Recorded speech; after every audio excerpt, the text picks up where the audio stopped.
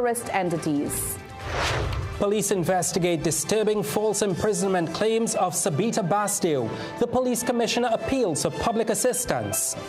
Jet ski operators seek to repair their image amid talk of restrictions in Tobago. They propose having Buku designated solely for jet skis. Ahead in sport, Red Force bowlers deliver a victory by an innings and 271 over the Leewards after Jangu and Hines milestones set up the declaration. Stable weather now, but we've got a touch of instability moving in later. I've got all the details coming up in the full forecast. Several Muslim groups are meeting over the state's decision to designate 3 major Middle Eastern paramilitary and political organizations as terrorist entities. In a significant national security development, the High Court ordered the freezing of all local property associated with Hezbollah, Hamas, and the Islamic Revolutionary Guard Corps under provisions of the Anti-Terrorism Act. We understand the move triggered a meeting of several entities, particularly Shia groups within Trinidad and Tobago. We've been told the group will issue a formal statement on the developments. Meanwhile, Dr. David Mohammed said his organization, Nation of Islam, has long-standing religious and ideological engagement with Iran and Shia Muslim communities, and he's defending those relationships. Dr. Mohammed is also the Trinidad and Eastern Caribbean representative of the Honorable Louis Farrakhan Group. He described these ties as part of broader international Islamic solidarity and outreach rather than political alignment. Dr. Mohammed confirmed that the organization maintains cultural and religious connections with Shia Muslim groups both in this country and abroad. He also noted participation in shared religious events and exchanges, including recent Ramadan events at the Kwame Ture Center in Laventille involving Iranian-linked guests. We as an organization have a very close relationship with Iran as a country and also the Shiite Muslim community. As a matter of fact, at our headquarters, we had one day where we had a joint iftar with our brothers and sisters in the Shiite Muslim community, and we had as a guest an imam who's based in Iran.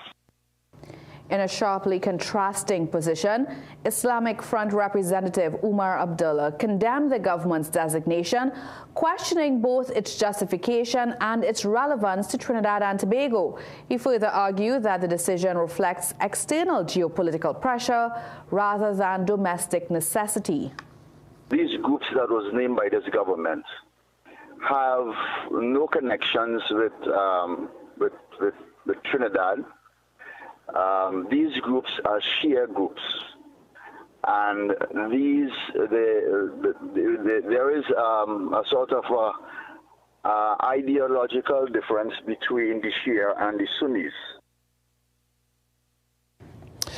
Meanwhile, the group concerned Muslims of TNT is challenging government's move to freeze assets linked to designated terrorist organizations, questioning whether the same legal standard would be applied to Israeli Prime Minister Benjamin Netanyahu if he were to enter this country. Speaking to CNC3 News, Public Relations Officer Imtiaz Mohammed called on Prime Minister Kamla Persad-Bissessar to clarify whether her administration would act on an arrest warrant reportedly issued by the International Criminal Court for Netanyahu. A warrant has been issued by the ICC for Israel PM Netanyahu. I would like to ask our PM, would she and her government have him arrested if he ever set foot in Trinidad and Tobago? While stating that they do not support terrorism, the group contended that the government's actions appear aligned with United States and Israeli foreign policy interests. It warned that such measures risk stigmatizing Muslims both locally and internationally.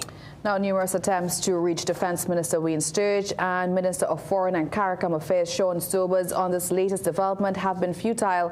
However, one government senator says the Attorney General is expected to provide further details over the state's decision. While David Naked backed the move, other senators expressed mixed sentiments. Jesse Ramdale has the story. Government Senator David Naked says more details will come from the Attorney General following government's recent move to blacklist 3 international organizations as terrorist entities. The orders, published in the Trinidad and Tobago Gazette, mark one of the most significant use of the Anti-Terrorism Act under the current UNC administration. The decision, which triggered an immediate freeze on any local assets linked to Hezbollah, Hamas and the Islamic Revolutionary Guard Corps, sparked reaction from senators on all sides, as well as questions from the public. People will make their own judgments either way. Either way, and they will do what they have to do, and the AG will give you the information that you need in subsequent time. CNC3 News sent questions to Attorney General John Jeremy inquiring what would have prompted the move. We're still awaiting his response. But meantime, Naked also endorsed government's decision. My position is the government is always with the government. While backing the move, opposition senator and former Attorney General Faris Al-Rawi says the legal framework for such action has long existed. But Al-Rawi warns that listing organizations is only part of the fight. But the purpose of listing is so that it's known in our courts and that you can freeze assets and deal with individuals that money is flowing through. What is missing is witness protection. What is missing is anonymous witness evidence. What is missing is the use of CCTV camera evidence.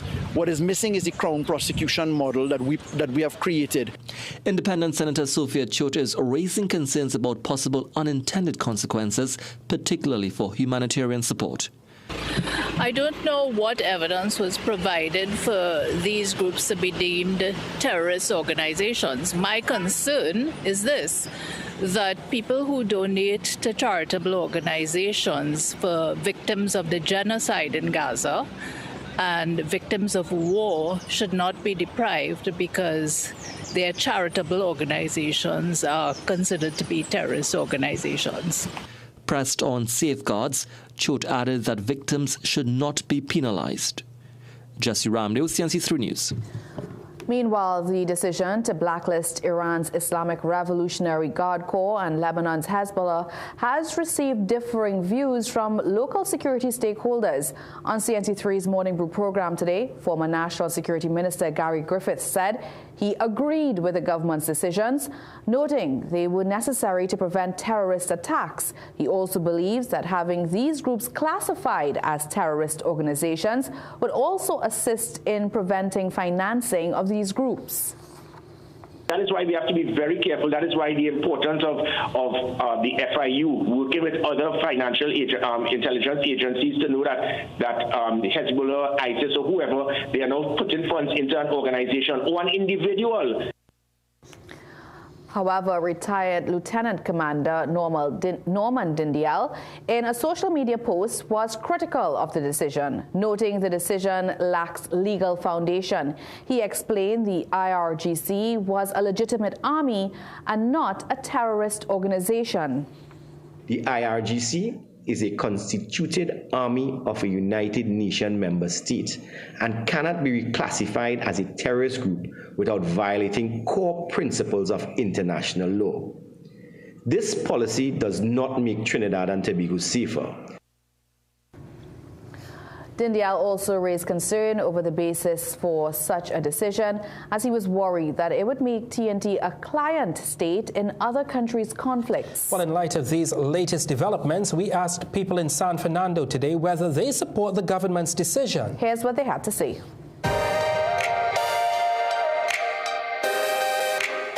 I can understand Hezbollah and Hamas to an extent, but Iran got attacked.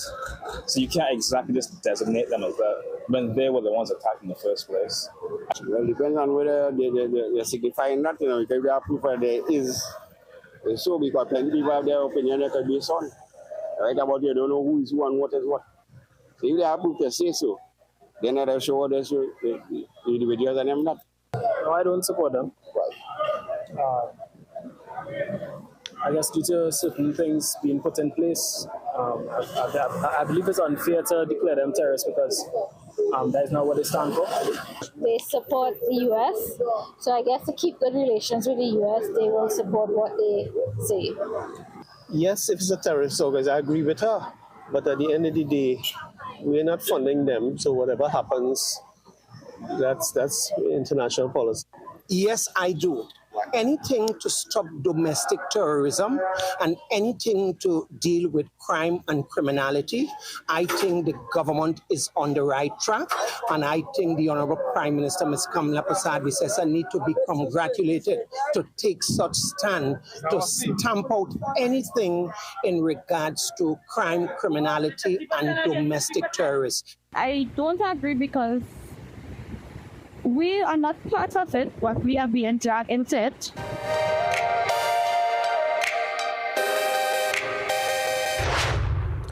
Police Commissioner Alistair Guevara is urging the public to come forward with information as investigations continue into allegations that a San Francisco woman and her son falsely imprisoned a Barrapore woman after promising her a job. A special team has been assigned by the commissioner to this bizarre case. A source said police returned to a chicken farm in Penal last night, one of 3 locations linked to the suspects. Speaking to CNC3 News, Vice President of the Red Cross Society, Edward Moody, said the victim and her family are traumatized and in need of state protection. Deputy Commissioner Joanne Archie confirmed that both suspects remain in custody without charge as the investigations continue. Sabita was rescued from confinement on Saturday night after Police Commissioner Alistair Guevara executed a manhunt for the accused mother and son. Anyone with information is asked to contact Crime Stoppers at 800-TIPS. A schoolboy is among 9 people detained by the state under preventive detention orders. The schoolboy, who was named in the legal notice, was described as someone involved in gang conflict and retaliatory gun violence while being associated with gangs in Guapo, Labre, and Point Fortin. He was ordered to be placed in custody at the Youth Training Center in Aruca. Meanwhile, an El Dorado woman identified as a member of an informal crime group was also issued a detention order as she was described as someone involved in robberies and extortion while also posing as a police officer. Among the latest batch of detention orders issued, 2 men from Enterprise, Chaguanas, and El Socorro were identified as gang leaders and ordered to be detained at the Santa Rosa Correctional Facility. Well, still to come in the news, a parliamentary committee is halted after an opposition senator's participation is brought into disrepute. The Culture Minister reveals how much was paid to artists who performed at this year's Flavor Village. We share those figures. Coming up in sport, 18 months after its start, Jean Pierre Complex renovations are at a standstill.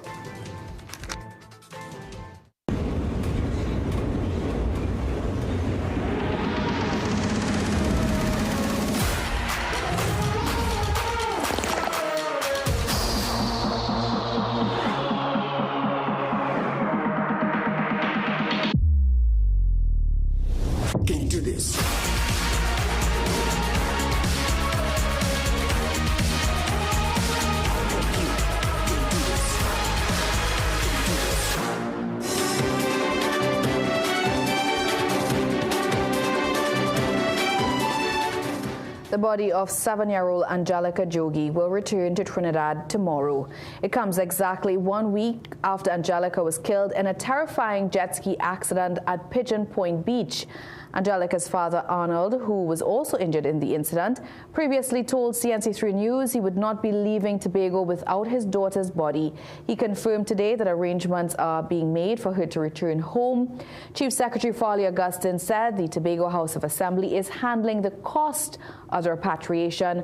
A 32-year-old suspect from Canaan remains in custody. Well, jet ski owners in Tobago are in damage control mode as they face the real possibility of their industry being shut down following a deadly accident. At an emergency meeting in Calder Hall last night, jet ski and reef boat owners agreed that cleaning up their image is critical to survival. However, they are urging authorities to reconsider the ban on the use of jet skis at Buku, which they said is integral to operations. Buku is one of the main areas of our launching area in terms of jet skis, boats.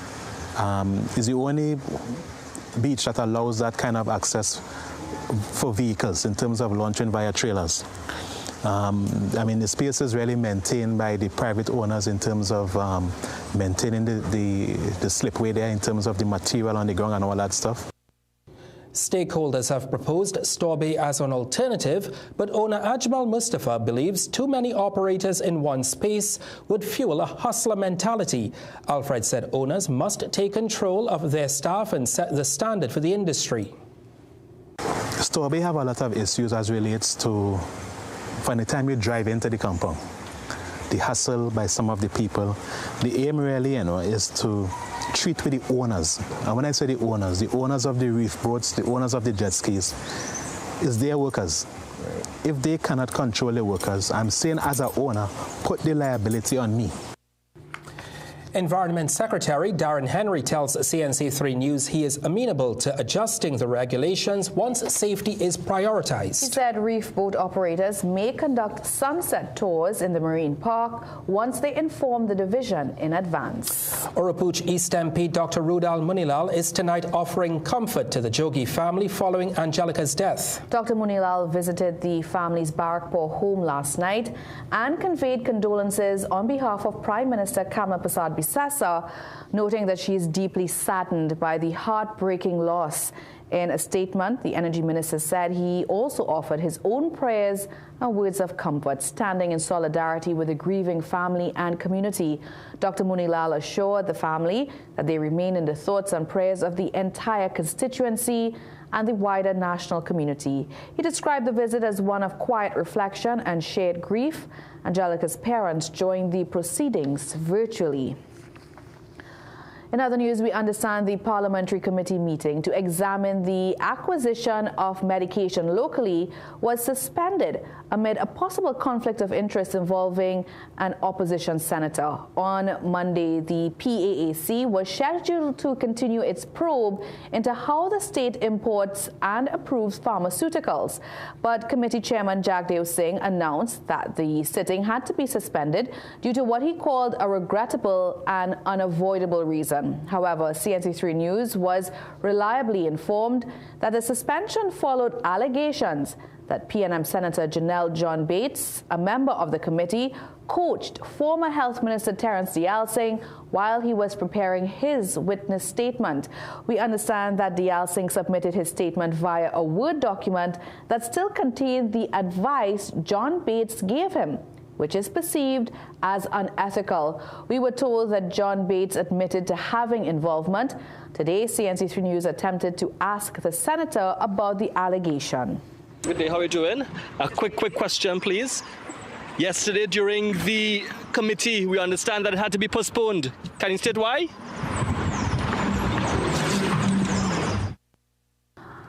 Well, attempts to get a comment from former Health Minister Terence Dialsingh have also been unsuccessful. One minister in the Ministry of Housing is tonight defending the government's award of $3.4 billion in public housing contracts to 11 contractors. Earlier today, Philip Alexander pushed back against concerns raised by former Housing Minister Camille Robinson-Regis over transparency in the process. Outside Parliament today, Alexander insisted that the procurement process was conducted in accordance with established laws and procedures. Robinson-Regis had questioned aspects of the process, including the timeline and disclosure of details surrounding the contracts, which form part of the government's broader push to expand housing stock. But Alexander dismissed those criticisms. I'm not sure where the lack of transparency would come in, because we operate under the procurement legislation, so everything has to be transparent and above board. I'm not sure about the 2 days that she's asking about. Again, that seems to be splitting hairs. I honestly believe that that is arguing for arguing's sake. Pressed further, Alexander expressed confidence that the selected contractors have the capacity to deliver large-scale housing developments. Camille Robinson-Regis was in government when somebody jumped out of cloth business and started to build properties for the state, and they did a good job. Everybody should have an opportunity to do as well. And that's what we believe. I think that due diligence would have been done by the management and board of the HDC. The minister acknowledged he was not directly involved in the selection of the 11 contractors. Former Minister of Rural Development and Local Government Faris Al-Rawi has added his voice to mounting concerns over funding shortfalls across corporations, calling on current Minister Khadija Amin to wake up. Speaking with reporters outside of Parliament today, Al-Rawi criticized the government's handling of local government finances, accusing the administration of underfunding corporations and allowing infrastructure and services to deteriorate. Al-Rawi claimed that corporations traditionally managed by the People's National Movement have been disproportionately affected by budget cuts. This is blatant discrimination intended to punish the people of Trinidad and Tobago who happen to vote traditionally in a different way. Ms. Amin needs to stop playing the fool. In a Facebook post on Saturday, Port of Spain Mayor Chinua Alain described a fiscal fiasco stemming from the 2026 budget, claiming corporations are struggling to meet basic obligations. Amin has since rejected the claims. She pointed to long-standing liabilities, including millions owed for scavenging services and arrears to TN Tech, arguing the issues predated the current administration. In tonight's Business Watch, increased taxes don't always mean increased revenues. According to Philip Morris International Executive, history suggests increased smuggling tends to occur when taxes on tobacco products skyrocket. Peter Christopher tells us more.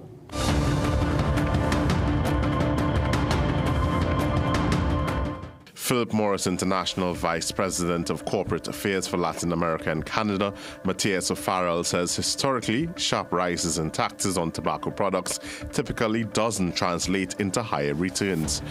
Last October's budget saw the doubling of excise duties on cigarettes and other tobacco products to raise revenue and reduce consumption.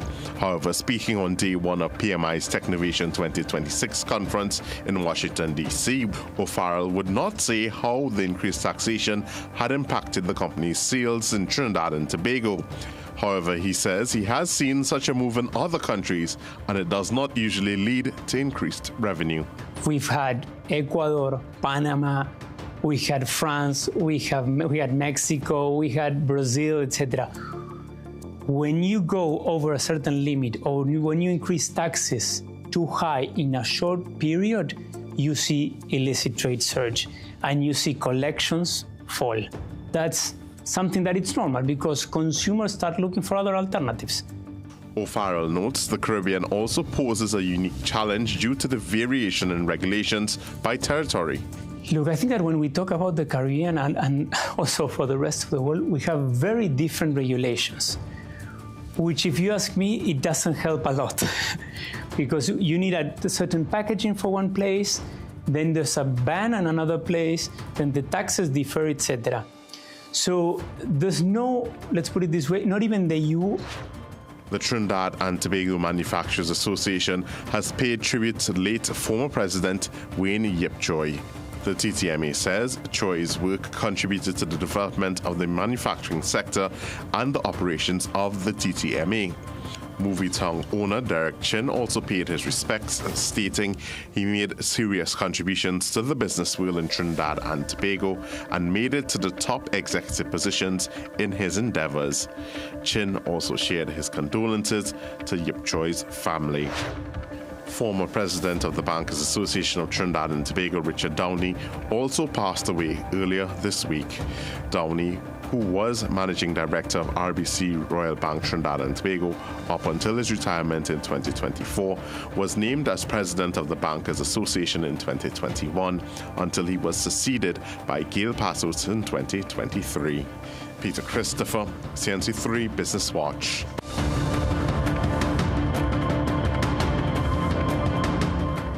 The death of businessman Wayne Yip Choi has been ruled a suicide.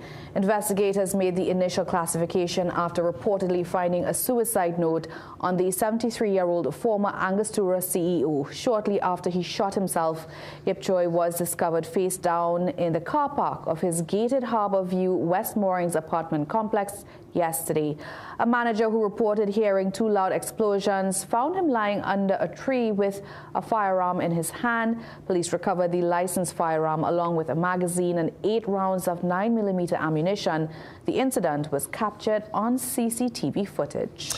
The health minister says government is still weighing the possibility of filling vacancies in the healthcare sector with Cuban nationals. Responding to questions in the Senate today, Dr. Lakram Bodo said there are currently 58 Cuban healthcare professionals in this country, of which 53 are nurses. Government is yet to answer if it will follow in Jamaica's footsteps and end the Cuban medical partnership as pressure mounts from the United States. And when asked today if those Cuban nationals could be an option to fill vacant positions in the health sector, the minister said it is still under consideration. Culture Minister Michelle Benjamin reveals tonight that singers who performed for the Flavor Village were paid between $1,500 to $40,000. The cultural and culinary hub established for the carnival season at the Queen's Park Savannah for 52 days cost the state $16 million. Today in the Senate, the Culture Minister was asked for the names of all artists and performers engaged by the state and the amounts they were paid. Benjamin said that each individual payment would be submitted in writing. However, CNC3 News is yet to be provided with that document. However, she did give general ranges for each category of performer. Live bands were engaged at rates ranging from $20,000 to $60,000. Steel bands were similarly engaged from rates engaging $12,000 to $60,000. Calypso, soca, chutney, rapso artists performing without a live band were engaged respective rates $1,500 to $40,000. The minister said over 500 performers were engaged during Flavor Village's runtime. She added that all payments will be made by May 31st. Marshall Montano was the headline performer. Initially, it was said that he would not be paid. However, that soon changed, and Montano confirmed that he was only taking less than a third of his usual rate. Let's tell you what's still to come in the news tonight. A retired police officer who went missing during a church hike shares his story of being lost, then found. Seas remain moderate now, but caution is being advised. I'll tell you why after the break. Life. What a wonderful journey we're on. Each stage is unique.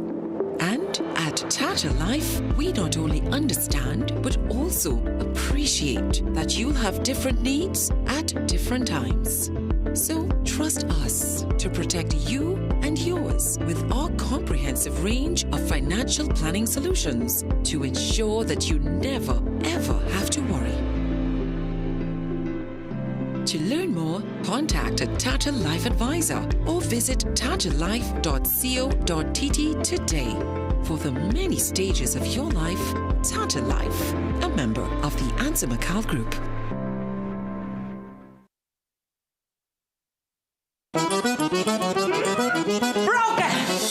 Ever since I started wearing hands-free Glide Step Skechers Sleep-ins, my other shoes are useless. With Skechers Sleep-ins, I just step in and they're on. Try Skechers Sleep-ins.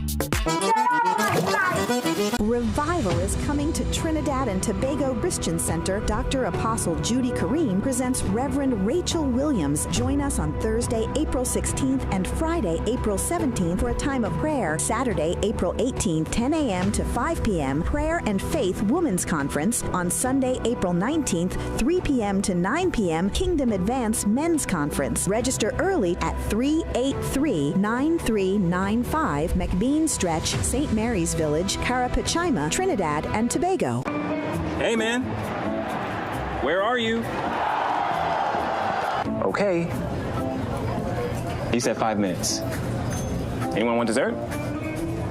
Maybe he's stuck at the office? Surprise! Not yet, Carl. Bro, I'm literally at the altar right now. Relax. I'm almost there. We're like the friend who isn't always late. You have the rings. CG United. Good like that.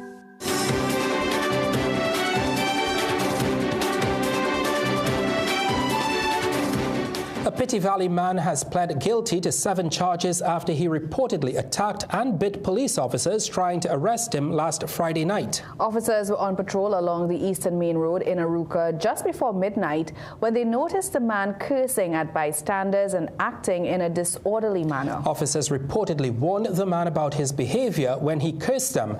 Police tried to subdue the man, but he attacked, kicking the officers and biting one of them on their ankle. Eventually, officers were able to overpower the suspect and took him to the Aruca police station, where he was charged. Police said the man appeared before a magistrate today, where he pleaded guilty and was denied bail. He is expected to return to court on May 12th for sentencing. A 92-year-old woman has gone missing. Police are now seeking the public's help in finding Patricia Dandrade. The elderly woman of Acal Trace La Pastora Road, Santa Cruz, was last seen on April 13th and was reported missing at the Santa Cruz police station yesterday. She is of mixed descent, slim built, light brown in complexion, and approximately 5 feet 4 inches tall. She has curly gray colored hair and was last seen wearing a green colored blouse with a pair of long pants and a pair of brown colored flat shoes. Anyone with information of the whereabouts of Patricia Dandrade is asked to contact the Santa Cruz police station at 676-6000 or call any police station. Now, what could have ended in tragedy is now a story of survival and even a bit of humor for 57-year-old Ruthven Ian Atkinson. The 57-year-old retired police officer who went missing during an outing by members of the Princestown Kingdom Church to the Bunsey Mud Volcano on Saturday afternoon was found alive near Mon Diablo Beach on Sunday following an intense search effort. Relaxing at his Princestown home today, Atkinson recalled that he and a church group went to the mud volcano. Caked in mud, they decided to head to the beach, but he walked ahead, leaving the group behind. Then what was supposed to be a 30-minute trek turned into a harrowing journey through dense forest and unfamiliar terrain. Next thing you know, darkness ended up coming on me easy like that, you know. I said, but wait, I lost here, you know. I said, but wait, sir. So while it's in the bush there now, I mean, I'm all dirty with this mud on me. I decide to gather all the leaves on the ground as my bed. And that was my bunking period there. After a sleepless night surrounded by the sounds of wildlife and buzzing mosquitoes and sustained only by prayers, he resumed his journey at daybreak. Hungry and thirsty, he eventually reached the beach. Hours later, he was located by police. For now, he offers this advice to others. Well, my advice is, as regards to what I've been told by my kids and them there, they say, stay with the group. When you stay with the group, you would not have lost.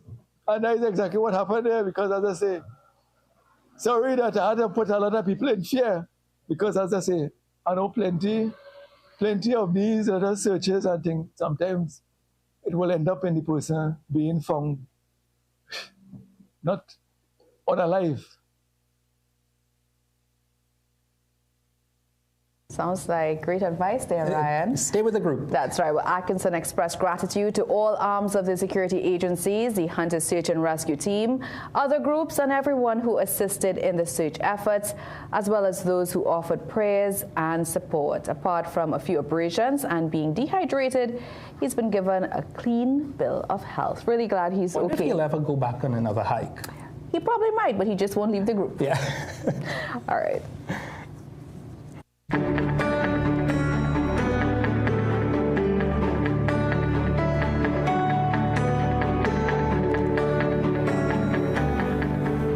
Sigoni's back. Sigoni, do you like hiking? I like trekking. You like not trekking? Not so much hiking. Okay. Do you stay with your group? Always. Never leave the group.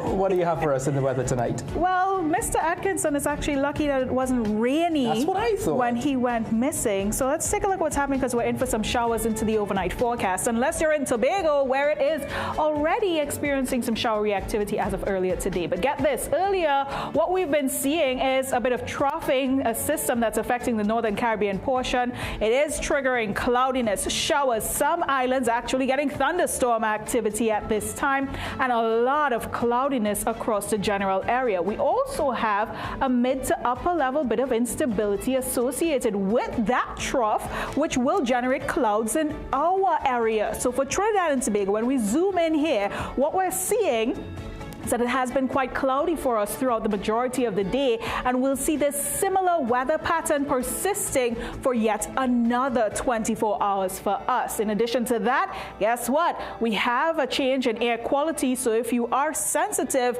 you'll notice that there's an increase in Saharan dust haze that is on the rise, and it will be with us through the rest of this week. What midweek holds for us, though, kicks off from this evening, where we have warm temperatures overnight. You'll see those lows in the mid-20s, 26 degrees Celsius for those of you in Tobago, and accompanying that bit of warm weather is some cloudiness, a significant amount of it mixing in there, that dust haze, and we also have quick passing showers. Into tomorrow's outlook, Trinidad will start to see showery activity picking up around midday, significant increase in cloudiness. As the day progresses, we will start to see partly cloudy pockets, and with it 1 or 2 quick passing showers still in the forecast. Your temperature picks up at 32 degrees Celsius for Trinidad, but Tobago, you will feel that showery activity from early morning with a cooler temperature, and that cloudiness and showery action will taper off by midday. Sunshine returns for you just after that, and a high temperature of 31 degrees Celsius, but it's going to feel like 35 degrees. With that in mind, if you're heading offshore, we are expecting open waters to have 2 meters. That's your height that you're looking at near shore areas. Your interest height will be coming in at 1.5 meters with winds from an east to southeasterly direction. Nice and gentle, nothing to be too worried about there. But if you're heading out there, take note, because between your highs and your lows, spring tide is in effect. And that means we're looking out for abnormal highs and lows at this time with the new moon phase, which is happening later this week. So as we recap your headlines for you for the weather, it's cloudy, still warm, and we're looking out for showers. We have that dust haze increasing, and guess what? If you're heading offshore, exercise that extra caution for not just those of you who are sea bathers, but all marine interests because of that spring tide effect. All right, yeah, definitely feeling the effects of the Saharan dust. Yep. Thank you so much. Still to come in the news, Education Minister reveals over 1,000 students suspended in just the first 3 months of the new school term. Struggling with blood sugar swings, high blood pressure, or stiff joints? Take control with Aja Nutrition's powerful wellness trio. Berberine Plus supports healthy blood sugar. Blood pressure support helps keep your pressure in check. And Joint Aid keeps your joints moving so you can stay active every day. Don't wait. Choose Aja Nutrition for trusted, effective solutions. Available at Pennywise and leading pharmacies nationwide. Feel better, move better, live better with Aja Nutrition.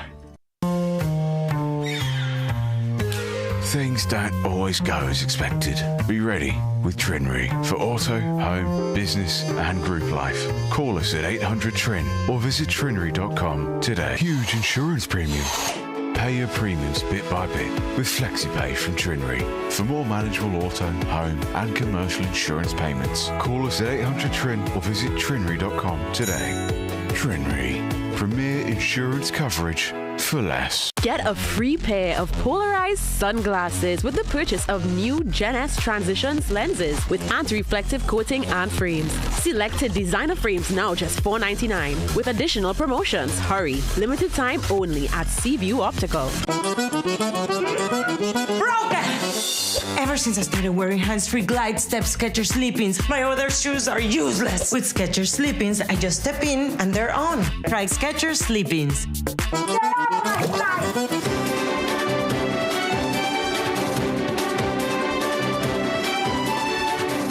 Welcome back. Over 1,000 students were suspended in the first term of this academic year.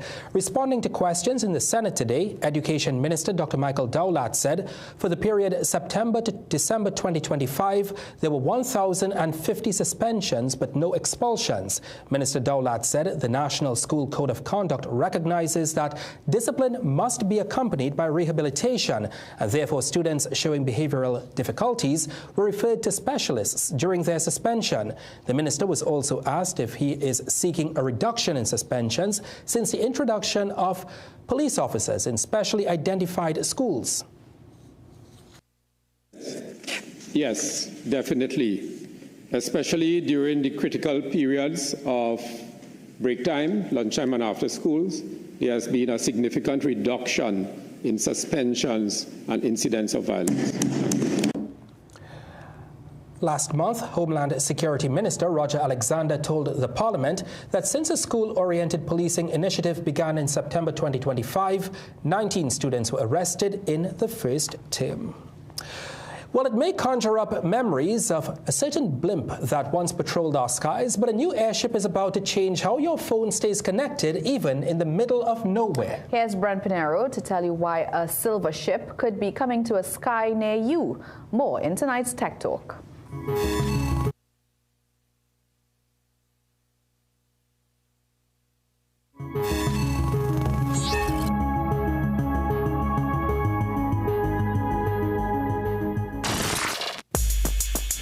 At the risk of aging myself, this isn't the infamous $50 million blimp of 2005 with a fresh coat of paint. If you know, you know. This is the U.S. aerospace company Sky's High Altitude Platform System, or HAPS for short. And while it might look like a giant silver burrito from the ground, you really shouldn't judge a book by its foil cover. Designed to operate in the stratosphere, HAPS flies higher than a drone but lower than a satellite. It uses solar power during the day and battery power by night to stay in the same area of operation. But what does it do? Well, that depends on what you want it to do.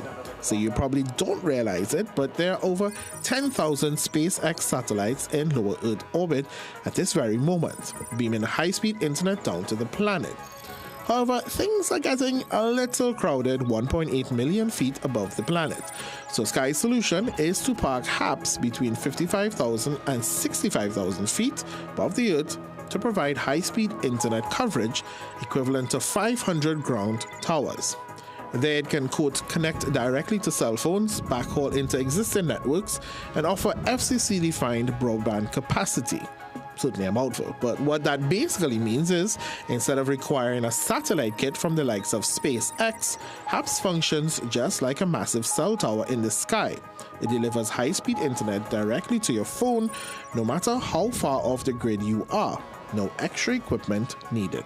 But that's not all. HAPS can carry infrared, hyperspectral, radar, optical, and communications payloads engineered specifically for environmental, maritime, and industrial emissions monitoring.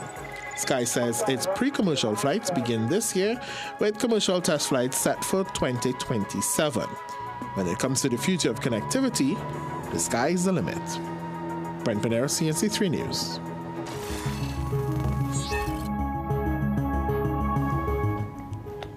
All right, looking forward to that. I'll be looking up. Well, sport is next with Jassy Marique. And Jassy, the National Hockey Centre is back to something resembling full operations. Yeah, well, after being down for some years, the local community is energized again, and we'll bring you highlights from the National Outdoor League after the break. We also have highlights from a bottom-of-the-table clash in the IPL. Stick around, we'll have all the details after this.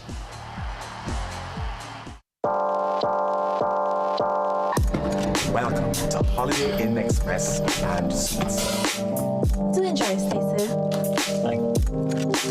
You want some coffee? Can I have a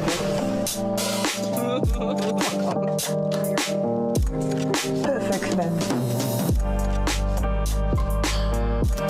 That's exactly what we need. Hey, the pool is this way. Whatever you're here for, we're here for you. Stay smart at the Holiday Inn Express and Suites.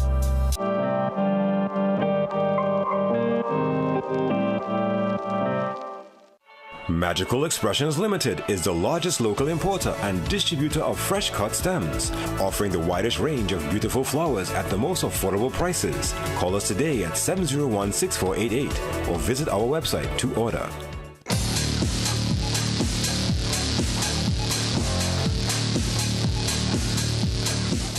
Welcome back. Cricket is first up. Amir Jangu's unbeaten double century and an unbeaten century of his own from Terrence Hines formed the foundation for a Red Force innings and 271-run victory in their 4-day championship opening match against the Leeward Islands. And after the batsmen did the heavy lifting, the bowlers completed the mop-up at Coolidge. Amir Django resumed on 133. His partner Terence Hines was on 55, with TNT holding a 242-run lead, entering day 3 against the Leeward Islands at Coolidge Ground, Antigua. From 380 for 5, they inched past 400 and then accelerated once Django had a personal 150. Hines, at the opposite end, played himself in, but then found a more comfortable range. Django gets a double century. Django's second first-class double century took 280 deliveries with 16 fours and 6 sixes, and a Hines milestone was next. Daniel Durham, he's around the wicket to him, and he's running through and gets the 100. A second one for him at first-class level took TNT to 507 for 5 and to the declaration with a lead of 369 runs. The Red Force bowling then went to immediate work. Anderson Phillip had Kadeem Henry for a 3-ball duck. Jaden Seals had Mackay Louis for 13. And then Phillip forced Jewel Andrew to chop on the Leewards, 6 runs up, 3 wickets down. A painstaking 35-run recovery between Casey Carty and Justin Greaves ended with Carty trapped by Carrie Pear. Hines then removed Jamar Hamilton for 3, the Leewards now 46 for 5. Greaves was the lone form of resistance for the Leewards in a battling knock of 56 not out. But all around him, wickets continued to fall. Pear claimed 2 of them with LBW dismissals from consecutive balls and would finish with figures of 4 for 37. Brian Charles chipped in to send Nathan Edward and leave the Leewards tottering at 68 for 8 at one stage. TNT eventually wrapped up the Leeward innings at 98 all out, ending the match with a day to spare and winning by 271 runs. The teams will clash again from Sunday in Game 2 of their 3-match series. Well, Arlene George has been appointed Acting Chief Executive Officer of the Sport Company of Trinidad and Tobago. George's appointment comes after Sport TT declined to renew former CEO Jason Williams' contract at its expiry on March 31st after 14 years with the entity. A former accountant and financial comptroller at Sport TT from 2012 to 2017, Williams acted as CEO from 2017 to 2020 and held the post permanently from then until earlier this year. George was appointed as acting CEO on April 1st. Sport TT's acting general counsel and corporate secretary, Annalyn John, confirmed the appointment in a material change report to the Securities and Exchange Commission issued on April 7th and published on April 10th. Guardian Media, however, understands a permanent replacement for Williams will be named in the very near future. And in more sport administration matters, the Jean Pear complex remains closed after the start of refurbishment work a year and a half ago. Within recent weeks, CNC3 Sport has been seeking an update. However, details remain scant. More in this report. Even as the Caribbean's young netballers compete in a tournament named for Jean Pear, the facility bearing her name in Mukurapo remains in a state of disrepair and limbo.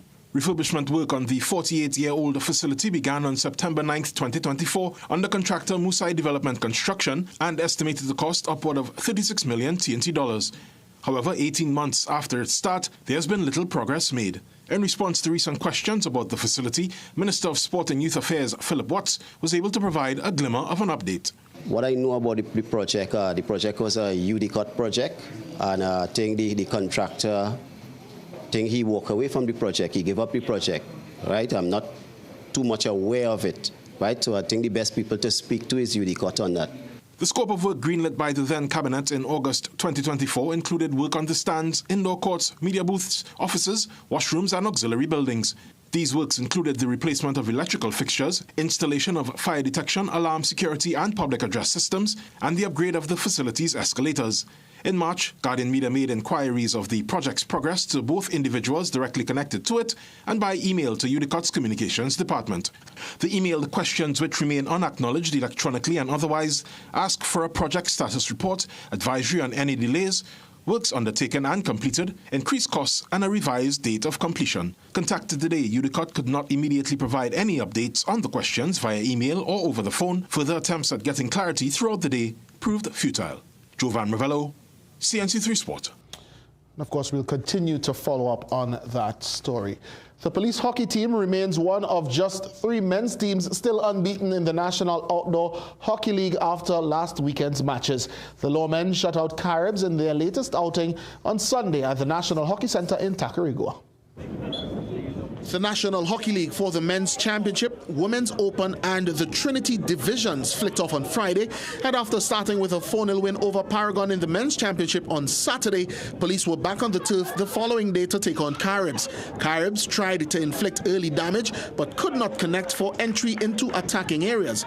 Instead, they would pay the price in the 3rd minute when police opened scoring. Shea Modest with the goal from the acute angle.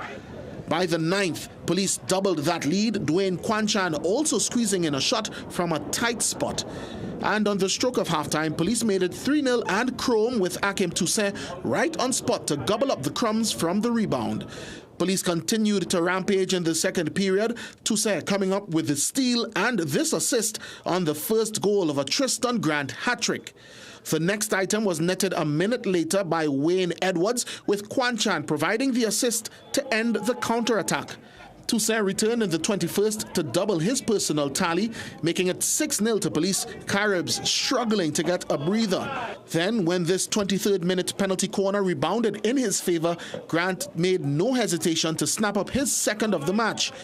Kwanchan also netted a personal brace with one more to his name just before the end of proceedings, while Grant would complete the hat-trick with what little time remained on the clock, also completing a 9-0 shutout win for police over Caribs. In Sunday's other men's matches, QPCC 1 also kept an unbeaten record from 2 matches played, whipping QPCC 2 8-0. Malvern edged Notre Dame 3-2. In the Women's Open division, Checkers beat Notre Dame 2-0 and Paragon 1 humbled Paragon 2 7-0.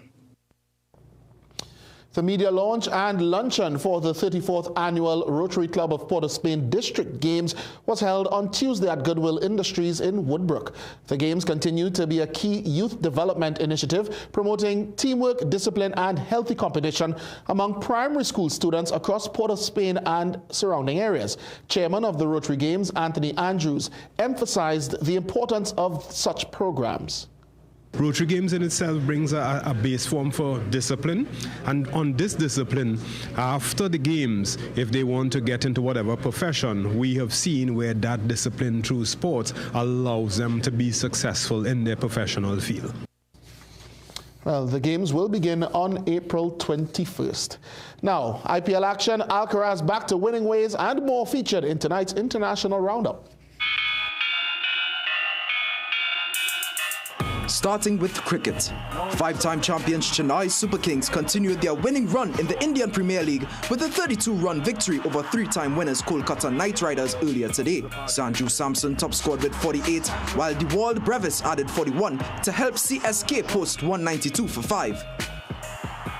2025 World Champion Marathon runner Perish Chepchirchir has withdrawn from this month's London Marathon due to a stress fracture. The Tokyo 2020 Olympic champion suffered the injury after finishing second in Valencia, delaying her training schedule. Although she resumed in late January, Chepchirchir says she is not at the level required to compete. The 32-year-old was the defending London champion, having set a women's-only world record of 2 hours, 16 minutes and 16 seconds in 2024.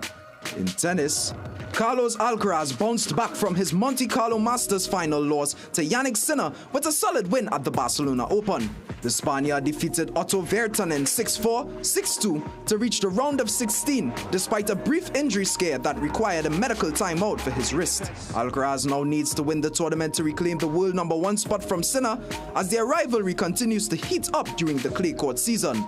Samaki Felician, CNC3 Sport.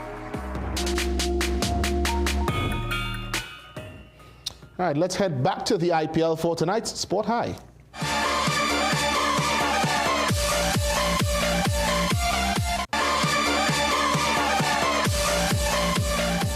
That's it from me, guys, for Sport Tonight. Thank you so much, Jesse. Let's take a break. We'll be right back. Struggling with blood sugar swings, high blood pressure, or stiff joints? Take control with Aja Nutrition's powerful wellness trio. Berberine Plus supports healthy blood sugar. Blood pressure support helps keep your pressure in check. And Joint Aid keeps your joints moving so you can stay active every day. Don't wait. Choose Aja Nutrition for trusted, effective solutions. Available at Pennywise and leading pharmacies nationwide. Feel better, move better, live better with Aja Nutrition.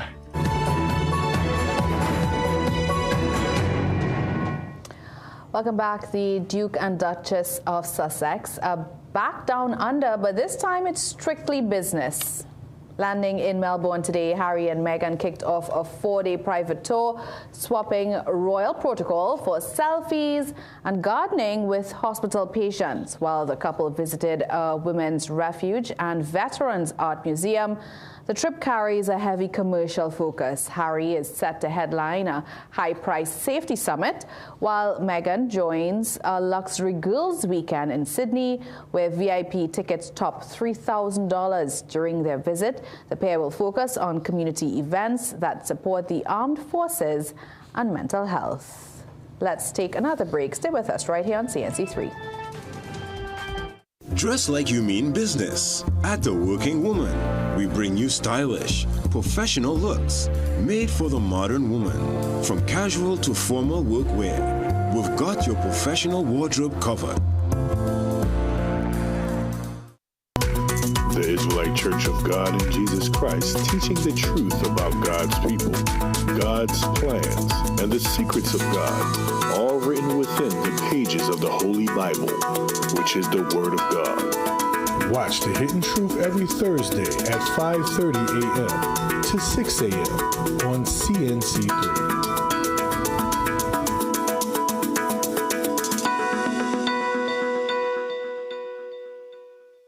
Make sure you have yourself a great investment week by viewing The Bourse Report every Monday morning at 6:15 a.m. during CNC3's The Morning Brew. You'll get sound financial advice, whether you're a new or experienced investor, when you view The Bourse Report. CNC3, covering your world.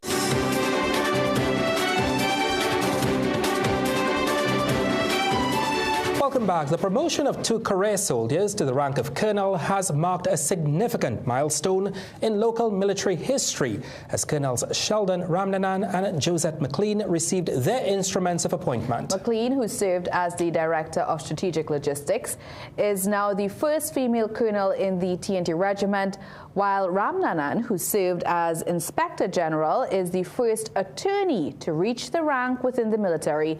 Both McLean and Ramnanan have attended overseas assignments in their respective roles. The promotions, which were held on April 10th and 13th. Let's now head to our photo of the week before we end tonight's newscast. A striking moment, beautifully captured by Guardian freelance photographer Mariela Brizal. Here, along the shoreline of Maracas Bay, an ice cream vendor poses against a dramatic mackerel sky with clouds stretching above the green hillside. And there's something quietly powerful about this scene. The rhythm of beach life meets a sky that feels almost painted. And together they tell a story that's both simple and deeply Caribbean. Even the sargassum scattered along the sand adds texture, tying every element of the frame together. This photo is a reminder that sometimes the most ordinary moments carry the most striking stories. And every week we'll continue to showcase the incredible work of our Guardian photographers right here on CNC3. It's just one of those photos where you just want to be there. Yeah. All right, it's time to recap our headlines. Muslim groups meet over state's action to blacklist 3 major Middle Eastern organizations as terrorist entities. Police investigate disturbing false imprisonment claims of Sabita Bastio. The top cop appeals for public assistance. In sport, the bowlers deliver a mammoth win for the TNT Red Force over the Leewards after Django and Hines mark milestones with the bat. And in the weather, seas remain moderate, but caution is advised as spring tide is in effect. We've come to the end of the 7 p.m. news here on CNC3. Thank you so much for watching. I'm Ria Rambley. I'm Ryan Beachu. I am Jassy Marie. And I'm Sigoni. Have a good night.